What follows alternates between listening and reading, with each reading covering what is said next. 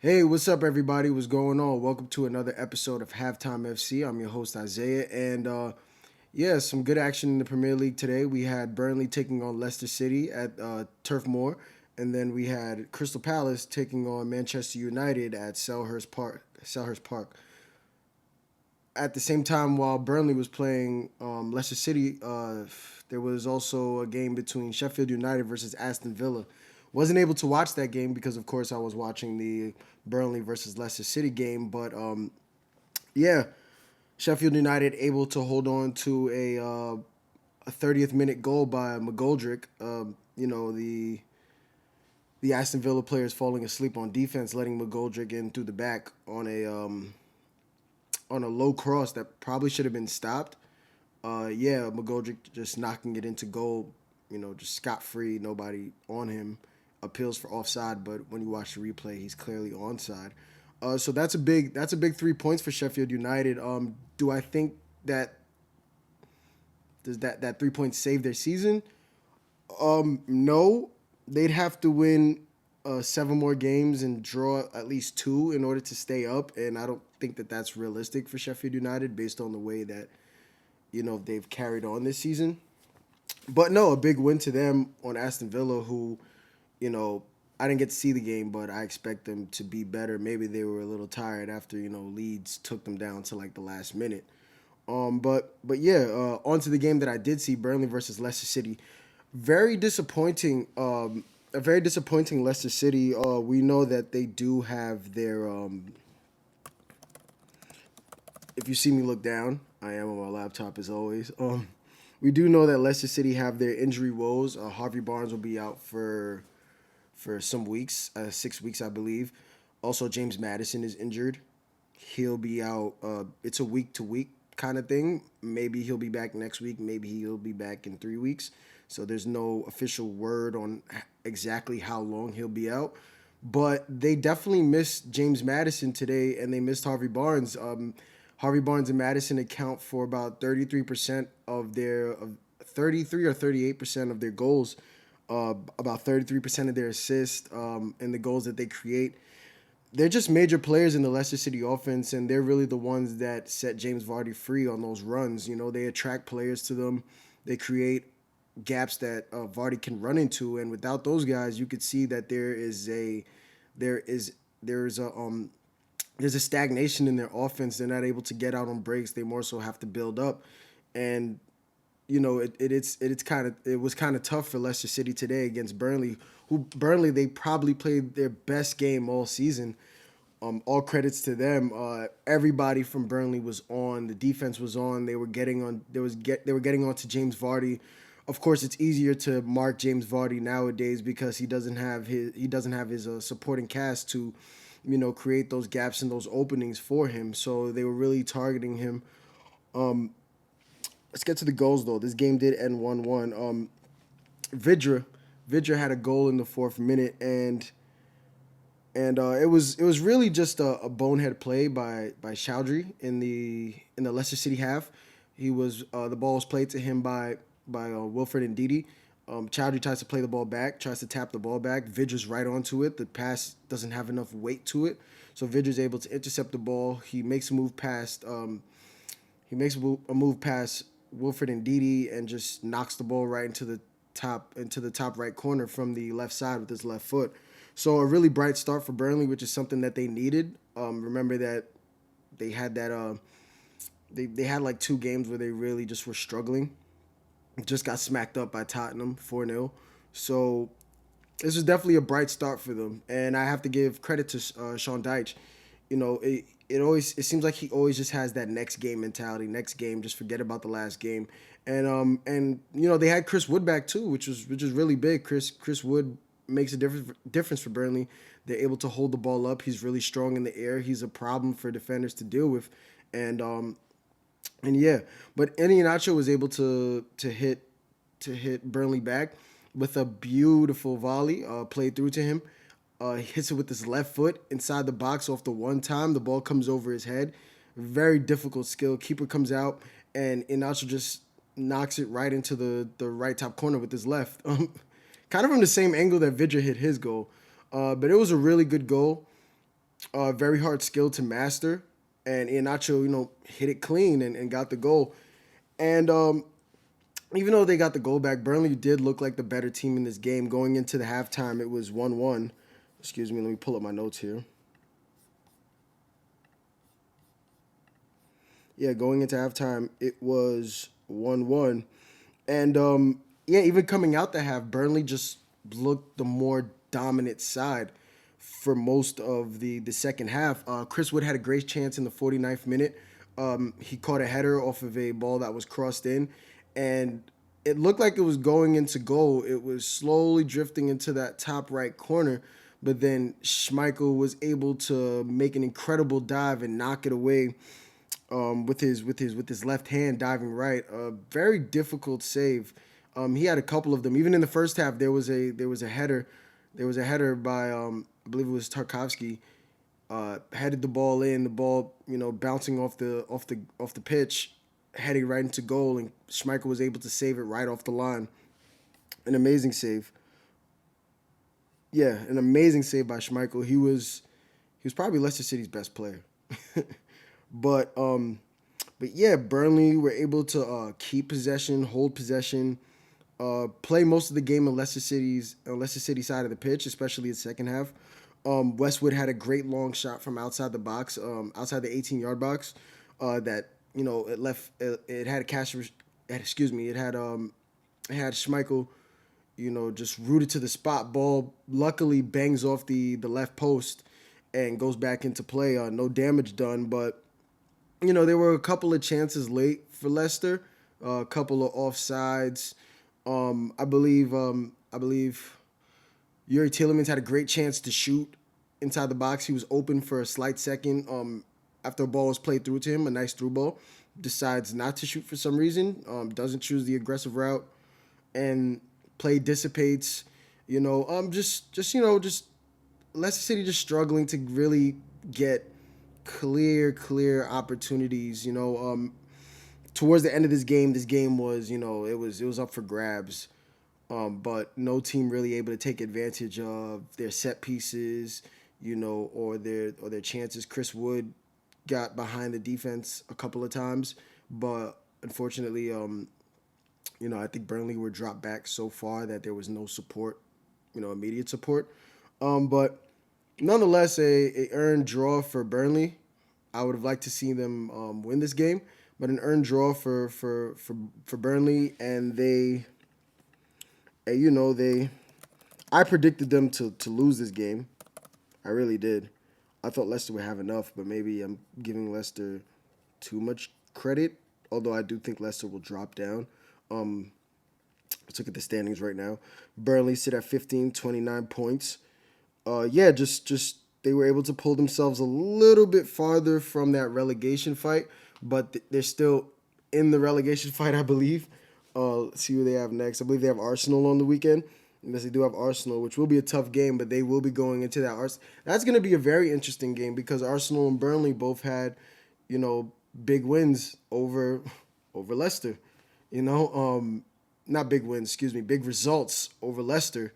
That will give them a lot of confidence going into that game at Turf Moor. So it's gonna be a good game. Who do I think will win this game? I don't know. If Leicester come out and play like they did today, excuse me, not Leicester, Burnley. If Burnley come out and play the way they did today, they have a shot. Although I think Arsenal, of course, are more healthy than Leicester. They're more deadly. They're a little bit more deadly right now because they are healthy. They almost have their full team. I still have to favor Arsenal in this game. I think Arsenal are better. I think Arsenal are just dangerous on counterattacks, set pieces. If Pepe brings the same type of performance and Willian bring the same type of performance that they had against Leicester, Arsenal should have a real chance to win this game. I think Burnley can nick a goal, especially if Chris Wood is in there. He could be a problem for that Arsenal backline. He's really strong, could hold the ball up, bring players into the play. I'm gonna say that this game will probably end. I'm going to say maybe 3-1 to Arsenal. I'm saying another 3 goals for Arsenal. I see goals in it for them. But yeah, let's move on. Let's move on to the Crystal Palace versus Man United game. Man, this game was another disappointing game for Manchester United.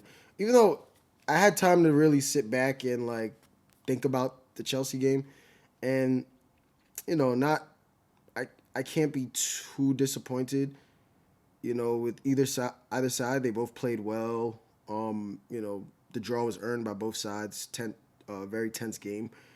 But this game, yeah, I have to feel disappointed in United.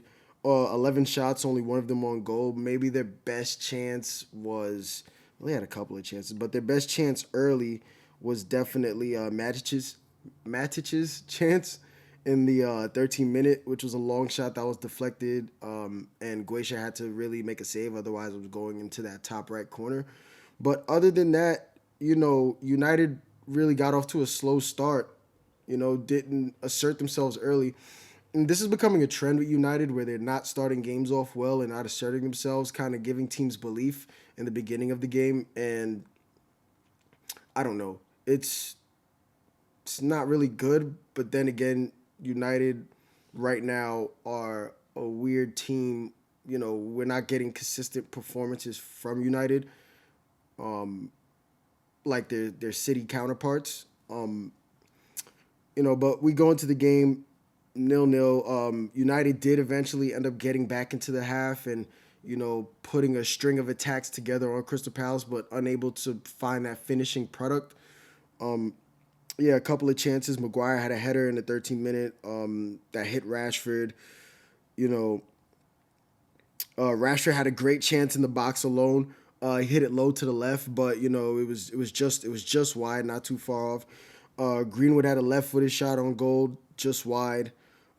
Yeah, they were giving up free kicks. Gave up a couple free kicks in that first half, and a really good chance. Ball played through by Wan Bissaka into the 6 yard box that Joe Ward makes a fantastic slide on and clears it out. The Crystal Palace defender, yeah, clears the ball out. Because at the end of that ball was Edison Cavani, and there was no way he was going to be able to miss that. But yeah, real lack of intensity starting the game from United, but they were able to get into it a little bit. The second half, they they they really lacked that intensity that they had for a little bit of that first half. They really did. Scrappy start to the second half.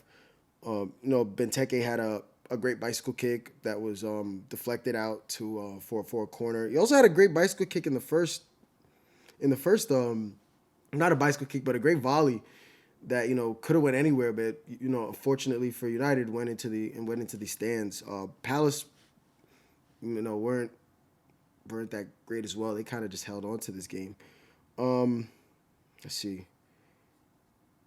Yeah, United gave up free kicks. They were really just not at it today. And no matter what team you play in the Prem, you got to be at it. You really do have to be at it. You know, um, you really did have to be. If you told me that Man United were in second place and I didn't know anything about the Prem, I wouldn't have believed you that they were in second place. It was really struggling. A couple of substitutions for United. Fred was subbed out for McTominay in the 74th minute. Cavani subbed out for James. James had a really good chance at a header. It hit off Van Aanholt in the 78th minute, went out. Really good chance for it. If he got better contact on it and was able to guide it, it definitely would have been problems for Guaisha. Mason Greenwood had a really good chance with his left foot. It was headed towards that top left corner, left foot from the center of the 18-yard box. Just curled over the bar. Guaisha did have to dive, but it was a little bit well over the bar. Not too much over the bar, but the last real chance of the game went to Van Aanholt. He broke free. Whether it was offside or not, I don't know. But it looked like he was kind of offside, being played by maybe Wan Bissaka. I'm not sure who it was, but he broke free regardless of the fact, and had a clear shot on goal. Probably the best chance of the game, and Dean Henderson was up to it, which all credits to him because he really didn't have much to do in this game. and he was up to it and made the save and rescued United from what would have been a very bad loss, especially headed into the Manchester Derby on the weekend, which is going to be a really big game. And you know, really did rescue them. Henderson didn't really have much to do in the game. I was listening to Ali talk after the game. He said, that's United keeper. You have to be ready at all times because most of the times you're not going to have anything to do, and then boom, you're going to be busy. So he makes a save, rescues the points, and underwhelming from Manchester United. You know, uh, we expect more from United, especially we do expect more from United, and look at the just three straight games for United not able to score a goal. Three, and they are the league leader in goals this year. They are the league leaders in goals in just three straight games without being able to get a goal. And this City derby on this Sunday for United uh, may struggle against City because as we know, City they've been rock solid. They've been rock solid this year on defense. Ruben Diaz, whether Diaz is playing with Laporte or whether he's playing with John Stones, you know, they keep clean sheets. So didn't keep a clean sheet in the last game though. Didn't keep a clean sheet in the last two games, in which they beat Wolves in their last game 4-1. Didn't really get to talk about that game, but what is actually yeah, it was an interesting game. It was 1-1 until like the 70th minute. Then City just exploded for like three goals out of nowhere. Just, jeez, it was crazy. But yeah, expect more out of United. Expect more out of United. Um, yeah, what more can I say about United right now? And nothing much else.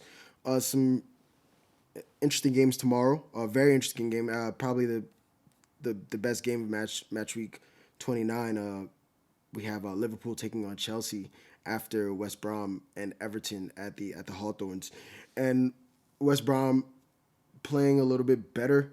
I don't think they're gonna beat Everton. I think Everton have more quality than West Brom, but then again, it comes down to the desire of the actual players because we all know United have more quality than Crystal Palace, but look what happened today. So having that quality kind of it does matter, but then it doesn't matter because you play the team on the day. You don't play the reputation.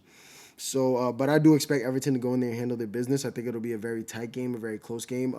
West Brom are a very physical team. You can see that they have very strong players. Gallagher can be strong in the midfield, winning balls back and stuff like that. So I expect a 1-0 victory for Everton. I think it's going to be just like their last game. Liverpool versus Chelsea. I did say in my last video that I expect Chelsea to handle business against Liverpool. I think that they have more than enough. Liverpool not really having that Liverpool not really having that confidence. They won against Sheffield United, but Sheffield United they stood up well against Poole, and they did all right. They didn't do too bad against Poole, even though they lost 2-0. But yeah, I expect Chelsea to sneak out of Anfield with a win. Maybe 1-0, maybe 2-0. I only say that because Liverpool have been sliding at home recently, and Chelsea could add to their woes. Of course, Liverpool and Chelsea both chasing European spots, and this could be a very pivotal game in deciding who really gets those spots by the end. Liverpool sit right behind Chelsea with 43 points. Chelsea in fifth with 44 points, sitting that Europa League spot. So a win for Chelsea will see them go into fourth place, overtaking West Ham, who have 45 points. A potential 3 points for Chelsea would give them 47. Um, and yeah, and if Everton win, if all the results go as I think they will go, Everton winning and Chelsea winning, Liverpool could find themselves in seventh place. I do expect Chelsea to win. I'm not going to go against my word. Of course, it could go way different. Liverpool could come out and just like, boom, boom, boom. It could happen. But I think Chelsea been solid, especially defensively. Chelsea have been solid. They've been solid. They've been better under Tuchel. They're undefeated. Liverpool are a little bit more of like you don't really know what you're gonna get. Like so I think Chelsea have a little bit more of an identity right now, as of right now. You know, I expect changes in the lineup, of course, but I think I think Chelsea's back line with Aspilicueta and Alonso, and whoever plays in that middle, you know, whoever plays in that middle. Oh, excuse me. Yeah, whoever plays in the middle, whether it's Zuma, Rudiger, they've been solid. They've been solid. So moving on to Fulham versus Tottenham. Fulham versus Tottenham. Yeah, I see a draw happening in this game. I do see a draw happening in this game. 2-2 draw. Everyone's expecting Tottenham to blitz Fulham. They did play time before. Let me see if Gareth Bale did play that game. Maybe he did.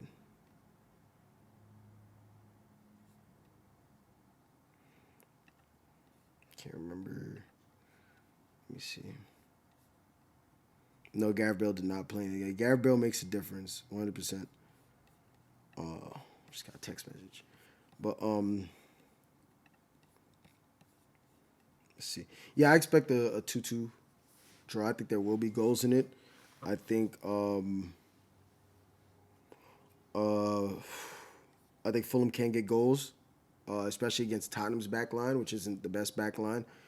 Yeah, and Tottenham will definitely get goals against Fulham. I predict a shootout, London Derby. Tottenham need wins. They need a strong finish to the season, and of course, Fulham need they need they need a result, whether it's a draw or a win. So big things on the line. Big things on the line. Tottenham trying to get into that European spot.